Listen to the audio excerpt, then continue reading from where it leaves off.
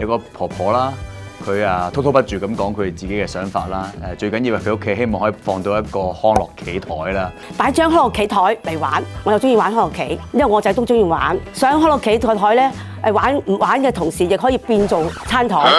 呢個細個其實我都諗過希望有嘅，咁但係到大個嘅時候發現其實冇乜可能。咁但係婆婆竟然喺佢呢個年紀嘅時候，佢想有一個咁嘅願望，我覺得好值得鼓勵。儲物櫃啦、書櫃啦、衣櫃啦，都希望有4個轆透明，咁咧就唔使驚咧揾唔到衫啦。